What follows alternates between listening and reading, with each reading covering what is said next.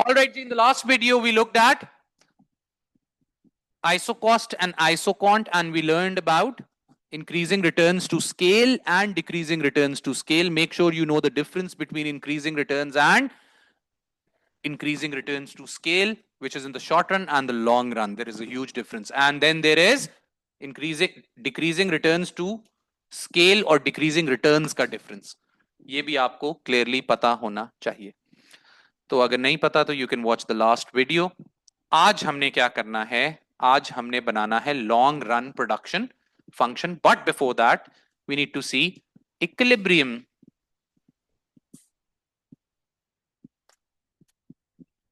of a firm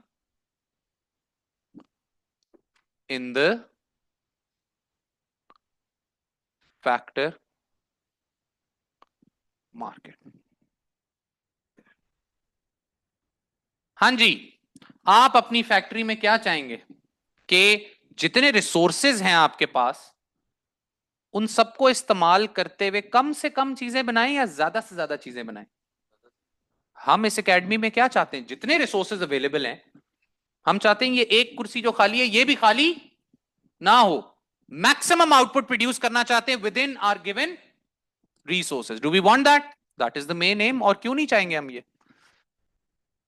A profit maximizing a firm, profit maximizing को छोड़ें, a firm would be in equilibrium when it can produce maximum possible output with its given factors of production. Does this make sense? या आप चाहते हैं कि 10 बच्चे सिर्फ आए और पूरी एकेडमी बाकी खाली रहे? Do we understand this? This is possible where the ISO cost is what? सोचें जरा, दिमाग लगाएं. कंज्यूमर बिहेवियर, बजट लाइन और इंडिफरेंस कर्व का क्या सीन था? इक्विलिब्रियम मैक्सिमम सेटिस्फैक्शन कहां मिल रही थी? टेंजेंट पे. This is possible where the iso cost is making होता है, मेकिंग तो नहीं होता, is tangent straight away, is tangent with the iso quant. Thank you, जज़ाकल्लाह, बहुत शुक्रिया.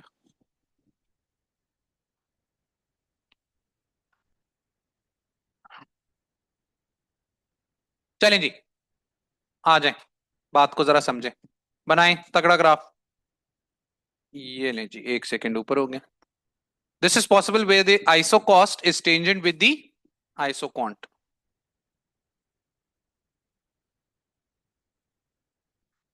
जी, एक्स एक्सिस पे हमेशा की तरह ले लेते हैं क्वांटिटी ऑफ लेबर. एक फैक्टर ऑफ प्रोडक्शन हमने यहां लिया. हमने अज्यूम किया हुआ है कि लॉन्ग रन में हम सिर्फ 2 फैक्टर्स ऑफ प्रोडक्शन बढ़ा सकते हैं, लेबर एंड कैपिटल. और दूसरी तरफ मैंने ले लिया quantity of with given in budget, with the given firm's budget and given prices of labor and capital. Let's suppose this is our ISO quant. ये क्या है हमारा ISO quant? ये ISO quant है या cost है? Sorry, this is the ISO cost. Let's call it PQ. ये हमारी ISO cost है. ये बेसिकली इस फर्म की औकात है कि वो इस बजट में रहते हुए ये quantities of labour and capital employ कर सकती है. अब भाइयों और बहनों, यहां से गुजर रहे हैं ढेरों ढेर आइसो क्वांट, लेकिन अंदर वालों को हम वैसे ही सबको निगलेक्ट कर देते हैं. क्यों अंदर वालों को हम निगलेक्ट क्यों कर देते हैं?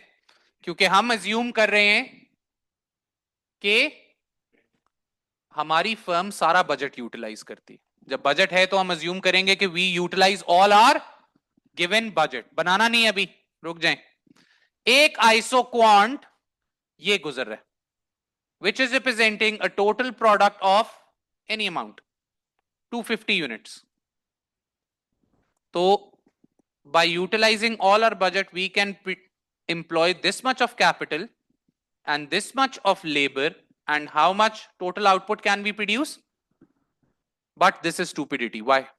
और इतना भी 250 बनाने का एक और तरीका भी है, ये इतना लेबर रख लें, इतना कैपिटल रख लें, but this is not efficient, this is not profitable. Why? Can we produce 251? We can produce 251. बिल्कुल 251 हमारे ये आ गया. Can we produce 252? तो why not 252? जब हम बना सकते हैं ज्यादा इसी बजट में रहते हुए, तो क्यों ना बनाऊं? 253, 252 करते करते करते करते ब्रेक कहां लगानी चाहिए भाई? Where the budget line is making a tangent with the, इतना प्यारा बना, टेंजेंट नहीं बना, ये बन गया टेंजेंट. चलें दोबारा बनाते हैं.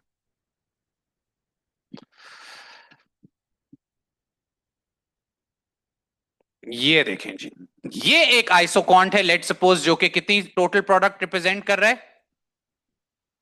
264, let suppose.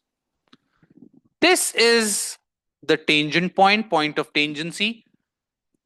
This amount of labor and this amount of capital is the most ideal amount of labor and capital that this firm should employ. Why?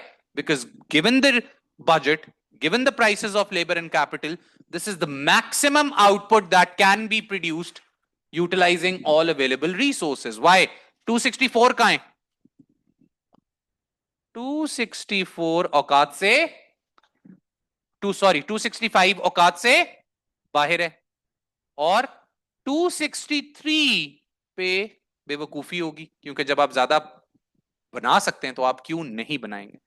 तो where will be the equilibrium where the ISO cost makes a tangent with the budget line? Do we understand this?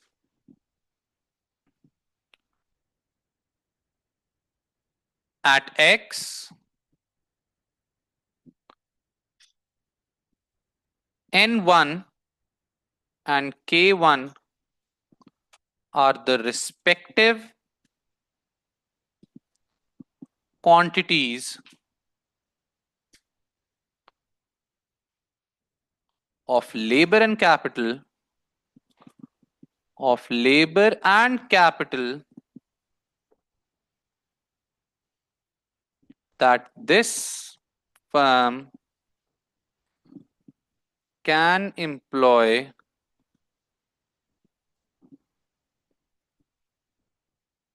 producing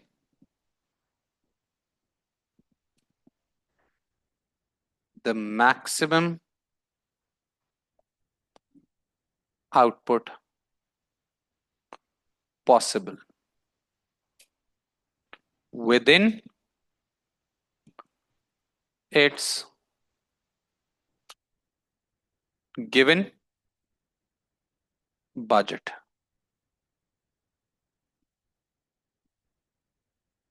क्या ख्याल है? अच्छा ख्याल है, बुरा ख्याल है? तो N1 and K1 ideal combinations हैं. ये किधर प्लेस करना है, बस सेंटर में करके प्लेस करें. इतनी कोई, जिस तरह कंज्यूमर में कोई बहुत हार्ड एंड फास्ट साइंस नहीं थी. Exactly the same concept as in difference curve and budget lines, but applied to a firm. बात समझ आइए? Is this clear to everyone? गुजर गया ऊपर से. वो जारी बात है, आइसो कॉन्ट जब आपको पता ही नहीं है क्या है, आइसो कॉस्ट पता ही नहीं है, ऊपर से ही गुजरना है सब. चलें जी, इतनी सी बात थी और आप ले रहे थे टेंशन. दे दें एक और हेडिंग प्यारी सी.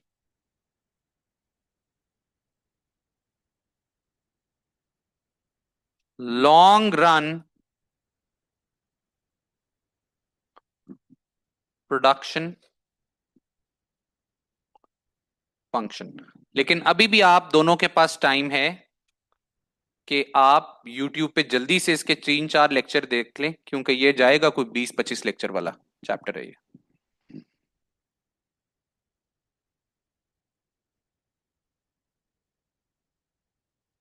Long run production function.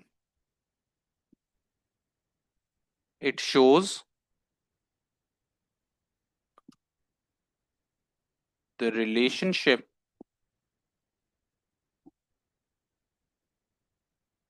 of factor inputs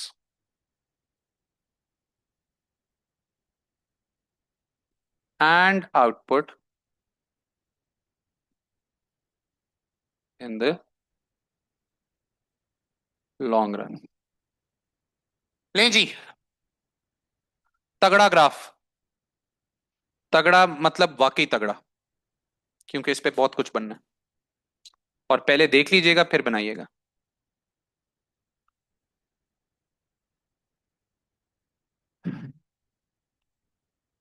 online लोग जाग रहे हैं, सो तो नहीं रहे?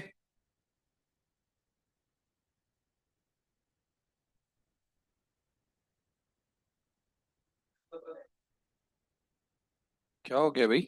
स्पीड बढ़ाएं। स्लो हो गए, बिल्कुल स्लो हो गए, रुक गए। अब आप जब कहेंगे तो आगे चलेंगे।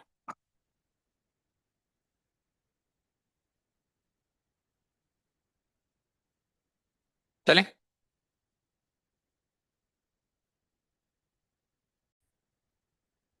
ऑल राइट जी, अब बनाना नहीं है इसको, इधर पहले सिर्फ ऑब्जर्व करें। देखें, ये फर्म का बजट है। इस बजट में रहते हुए फर्म कितना लेबर और कितना कैपिटल इंप्लॉय करेगी? कितना करेगी? जहां पे इक्विलिब्रियम होगा, इक्विलिब्रियम कहां पे होता है? जहां पे मैक्सिमम प्रोड्यूस कर सकती है वो कहां पे होता है? जहां पे टेंजेंट होती है आइसोकॉन्ट के साथ, ये आउटपुट प्रोड्यूस करेगी। लॉन्ग रन है, बजट बढ़ा दूं? बजट बढ़ गया भाई, ये लें जी, मुबारक हो। फर्म का बजट बढ़ गया, नए पैसे आ गए, कैपिटल शैपिटल रेज कर लिया फर्म ने, तो ये सीन हो गया। फर्म उधर ही बैठी रहेगी या और प्रोडक्शन बढ़ाएगी? प्रोडक्शन बढ़ाएगी, बजट बढ़ गया तो प्रोडक्शन भी बढ़ाएगी। ये लें, फिर वही हो गया, फिर बजट बढ़ गया, फर्म फिर आगे और जाएगी।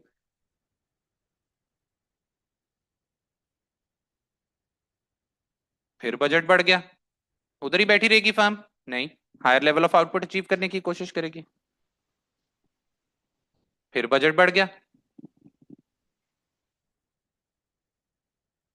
तो कोई मसला नहीं। दो आइसोकॉन्ट बस इंटरसेक्ट नहीं करने चाहिए, कर्व और लाइन जो मर्जी करे।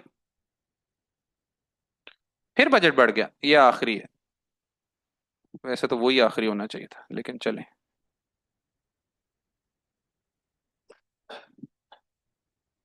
थोड़ा सा एक ख्याल रखना है, वो मैं बताता हूं।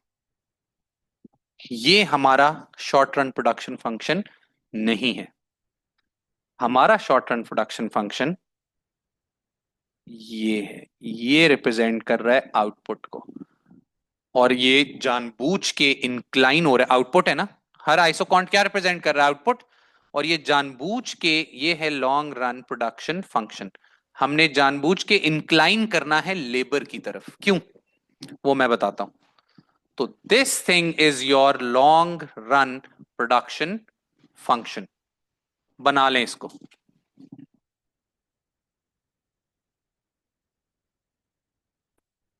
Ahmad, all right ji, so the question is why is this curve tilting towards labor? याद रखें, if you've taken labor on the y axis, then ये कर्व इस तरह टिल्ट करेगा, ये लेबर की तरफ टिल्ट। अगर लेबर इधर लिया हुआ है और कैपिटल इधर लिया हुआ है, तो फिर ये लेबर की तरफ टिल्ट किया हुआ है। हमने क्योंकि लेबर एक्स एक्सिस पे लिया हुआ था, तो हमारा ये curve, it should tilt towards labor.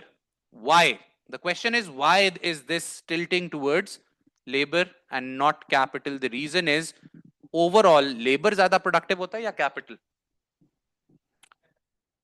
Capital ज्यादा प्रोडक्टिव होता है। तो in order to increase the output by same units, let's suppose हम 100 को शायद 100 से बढ़ा रहे हैं, इक्वल इक्वल डिस्टेंसेस लें, तो in order to increase each 100 unit, you require more labour and less capital. देखिए मैं इक्वल कोशिश कर रहा हूं डिस्टेंसेस लूं, लेबर ज्यादा हो रहा है और उसके मुकाबले में कैपिटल उससे कम एम्प्लॉय हो रहा है, फिर लेबर ज्यादा एम्प्लॉय हो रहा है और कैपिटल उसके मुकाबले में कम एम्प्लॉय हो रहा है।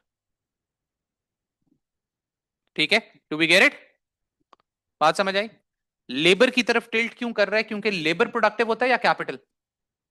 कैपिटल ज्यादा प्रोडक्टिव होता है, तो जहां 10 बंदे चाहिए वहां 2 मशीनें चाहिए, फिर जहां अगले 10 बंदे चाहिए वहां उसके उनके बदलों में इनको कौन रिप्लेस कर सकता है? 2 मशीनें वो काम कर सकती हैं। Do we get it? तो इसलिए लेबर की तरफ टिल्ट होता है हमेशा। ले भाई, इतनी सी बात थी और आप लोग टेंशन ले रहे थे, वापस आ जाए। Long run short run production function क्यों पढ़ा था? शॉर्ट रन प्रोडक्शन फंक्शन क्यों पढ़ा था? कॉस्ट समझने के लिए। लॉन्ग रन प्रोडक्शन फंक्शन क्यों पढ़ा? कॉस्ट्स पढ़ने के लिए लॉन्ग रन की। चलें जी, हेडिंग दे दें। अब ये बहुत इंपॉर्टेंट लेक्चर है भाई, ये बहुत इंपॉर्टेंट चीज है। क्यों? ये छोटा सा कॉन्सेप्ट है लेकिन इस पे सोलो ऐसे क्वेश्चन पहले आता था जब 12-13 की बाइफर्केशन के साथ आता था। ठीक है, अब 20 नंबर का नहीं आया लेकिन आ सकता है, इसलिए जरा तैयार हो जाए। Derivation of long run average costs. Derivation of long run average costs. चलें जी, पेन्स डाउन, सुकून से देखें। और ये जब तक खत्म नहीं होगा, how much time do we have? 20 minutes बस, ठीक है। नहीं, हमें ये कम से कम आधा घंटा लगेगा और आज आपकी क्लास लंबी होगी। चलें जी, किसकी दावत पे जाना है? किन के यहाँ? आपने इनको बुलाया हुआ है? क्यों? क्यों? नहीं, एज इन आप क्या है, मतलब रिश्तेदार तो नहीं है ना? आप रिश्तेदार हैं? क्यों? आप लोग कजन हैं? ये आप मुझे 1.5 साल बाद बता रहे हैं? नहीं, मैं भूल गया हूँ। क्या? क्या लगते हैं आप आपस में? तो नाम कैसे सेम है? अच्छा, ये क्या, ये खैर यूट्यूब पे भी जा रहा है आपकी सारी कहानी। चलें जी, ये इसकी डिटेल में मैं जाऊंगा, इसकी तह तक जाऊंगा। वापस आए जी। अच्छा जी, इधर आ गई कॉस्ट्स, इधर आ गई output. All right, pens down, बन नहीं सकता, छोड़ दें। ये क्या है? Short run product, short run average cost, right? What is this? Short run average cost. Can you tell me short run average cost नीचे क्यों गिरती है? Why is it falling? ये क्यों गिर रही है इधर नीचे? Increasing returns. Can you tell me increasing returns क्या है? क्या होता है? each additional worker that I employ is more productive than the previous one. और ये फिर बढ़ क्यों रही है? Each additional worker that I employ is less productive than the previous one. मसला बंदों में था? मसला किस में था? मसला शॉर्ट रन में था, मसला रिसोर्सेज में था। वर्किंग स्टेशंस मेरे पास 3 हैं और हमने याद है क्या कहा था कि 3 बंदों तक तो हर अगला बंदा पिछले वाले से ज्यादा प्रोडक्टिव होगा। 3, मेरी कारपेंटर की शॉप है, 3 हथौड़ियां हैं, 3 आरियां हैं, 3 सब कुछ है, 3 बंदों तक तो सीन ऑन है। ऑन एवरेज आपकी कॉस्ट गिरेंगी, स्प्रेड हो जाएंगी, आउटपुट बढ़ रही है। फिर जब आपने चौथा बंदा रख लिया, और शॉर्ट रन में याद है हम फैक्टर ऑफ प्रोडक्शन नहीं बढ़ा सकते थे, कैपिटल, लैंड और एंटरप्राइज फिक्स्ड है, चौथा बंदा रख लिया, ठीक है, तो प्रोडक्टिविटी उसकी गिर गई, तो हमारी कॉस्ट बढ़ना शुरू हो गई। लेकिन ये क्या है?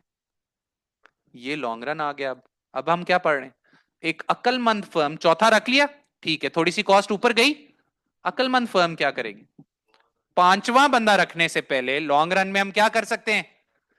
बाकी फैक्टर्स ऑफ प्रोडक्शन भी, वो पांचवां बंदा रखने से पहले 2 उसने और बना लिए वर्किंग स्टेशंस। उसने कैपिटल बढ़ा दिया या एंटरप्राइज बढ़ा दिया।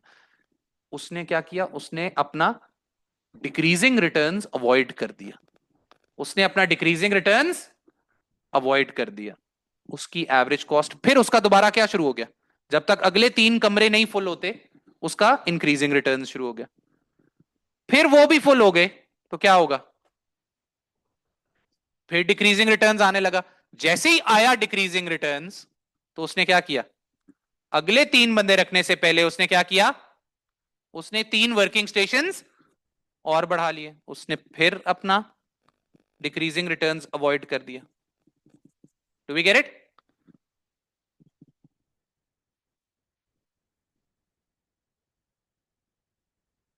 फिर उसने again it did the same thing, then again it did the same thing.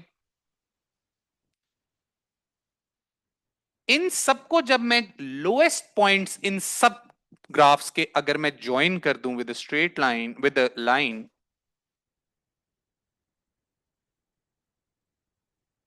तो this my friends is called the long run average cost.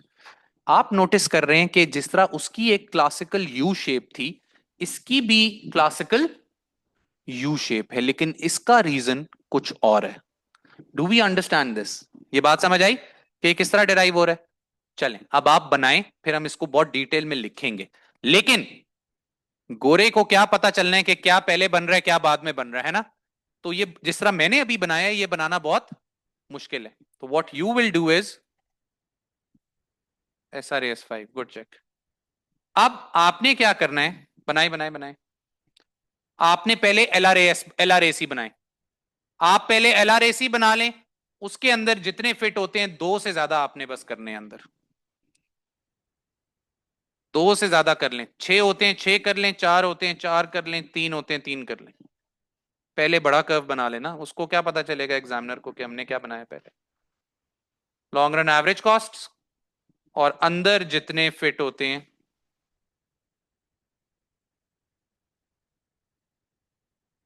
वो आप कर लें, और एग्जैक्टली लोएस्ट पॉइंट पे ना भी अगर वो टेंजेंट बने तो काम चल जाएगा।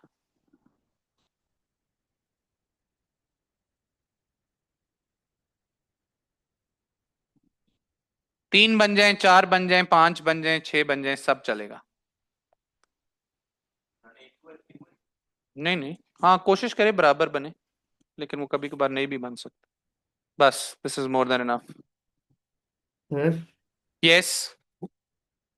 सर पिछले वाले ऐसा रेसिपी टच करना जरूरी है? हाँ पिछले वाले से टच कर दें, बेहतर है।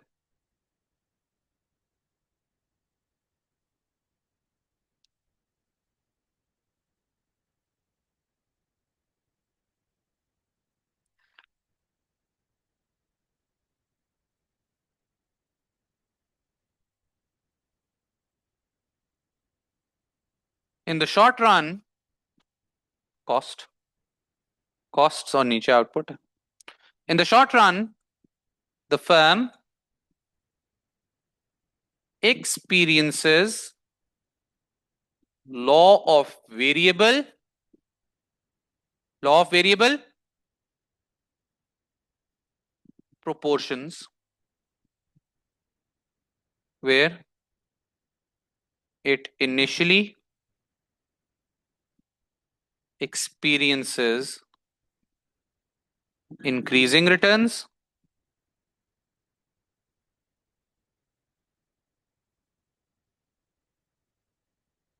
followed by decreasing returns. नहीं, short run. This is the cause of the classical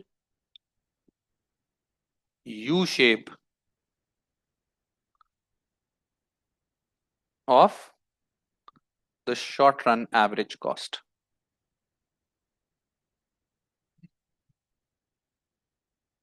The firm experiences decreasing returns as productivity of labor falls as other factors of production. Other factors of production are held constant. However, in the long run, a firm, long run में क्या कर सकती है firm? A firm can avoid decreasing returns. Firm can avoid decreasing returns by employing other factors of production. This shifts the short run average costs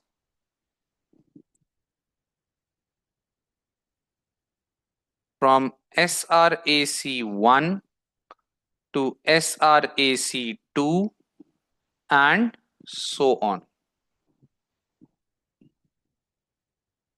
By joining the lowest points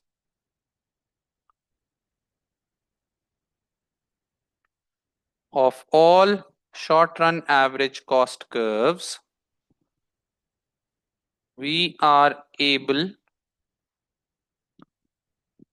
to derive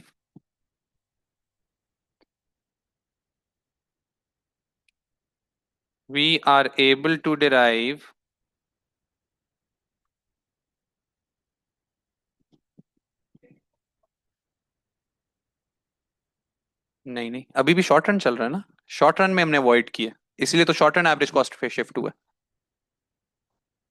we can avoid decreasing returns by increasing other factors of production. By joining the lowest points of all SRACs, we are able to derive the long run average costs, which also has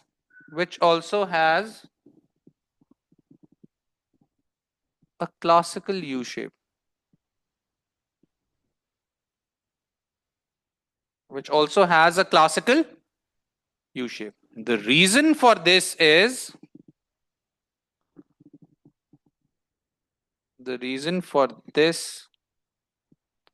is dash followed by dash. जी जनाब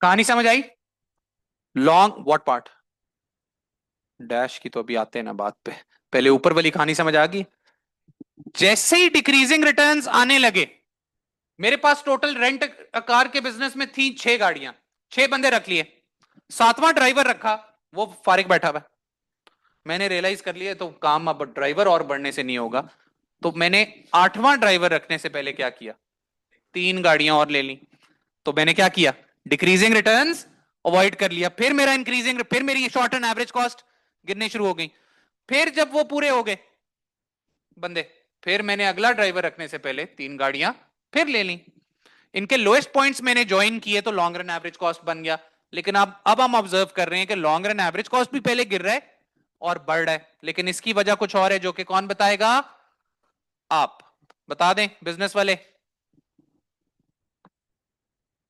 बता दें पता है आप लोगों को पता है नलायक ही हैं आप लोग सारे internal economies of scale followed by internal diseconomies of scale business में नहीं पढ़ा हुआ ये या अकाउंटिंग में पढ़ा हुआ किधर पढ़ा हुआ बिजनेस में पढ़ा होगा ना Internal economies of scale followed by internal diseconomies of scale.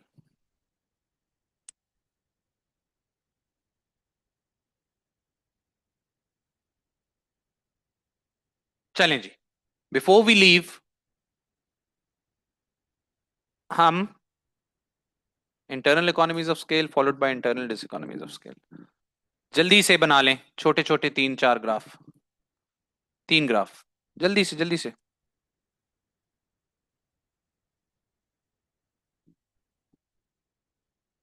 Costs, output,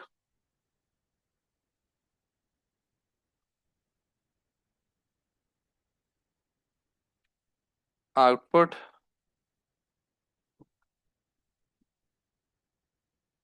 costs.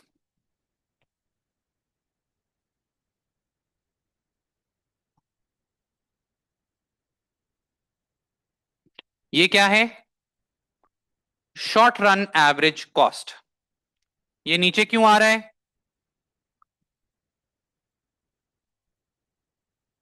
Increasing returns. और ऊपर क्यों जा रहा है? Decreasing returns. प्रोडक्टिविटी लेबर की चेंज हो रही है।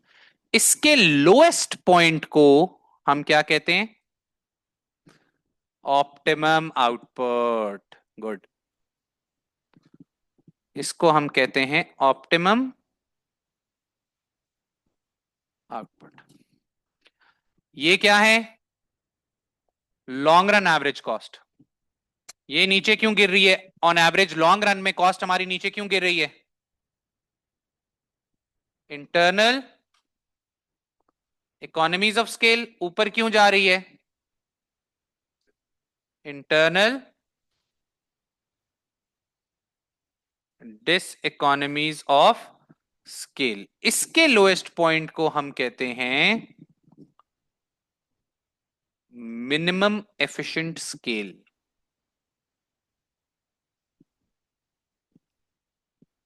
Minimum efficient scale.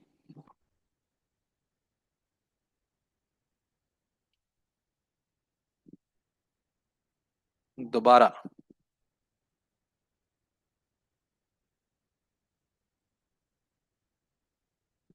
ये मिनिमम एफिशिएंट स्केल की बड़ी साइंस है, ये देखनी पड़ेगी, जो कि कल देखेंगे, लेकिन आखिरी तीसरा बनाएं। यहां कॉस्ट्स आ गई, यहां आउटपुट आ गया, यहां आ गया जी,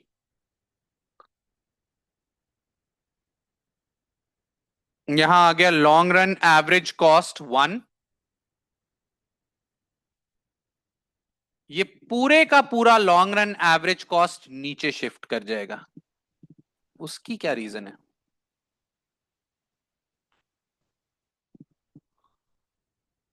कॉस्ट्स कम हो रही हैं। इसकी रीजन है एक्सटर्नल इकोनॉमीज ऑफ स्केल। और ये पूरे की पूरी कॉस्ट्स ऊपर शिफ्ट कर जाएगी। उसकी क्या रीजन है? External diseconomies of scale. इसके पीछे क्या राज है? ये राज सारा पता चलेगा। ये मिनिमम एफिशिएंट स्केल क्या है, ये इकोनॉमीज ऑफ स्केल क्या है, ये डिस इकोनॉमीज ऑफ स्केल क्या है, ये क्या चक्कर है, आज का आपको समझ आनी चाहिए। Long run production function, take home क्या है? Long run production function and what? And derivation of the long run average cost curve. ये आनी चाहिए आपको, और उसकी लॉजिक भी समझ आनी चाहिए। लॉजिक हमने क्योंकि पीछे इतनी डेवलप की हुई थी, इंक्रीजिंग रिटर्न्स, डिक्रीजिंग रिटर्न्स, ये it's not a big issue, वरना ये लोगों को बहुत मुश्किल लगता है। लेकिन अगर आपने इंक्रीजिंग डिक्रीजिंग रिटर्न्स जिसका पक्का है, उसके लिए it is a piece of cake, नहीं कप ऑफ केक होता है। चलें जी, this is way we stop the video. I will see you in the next video. Take care.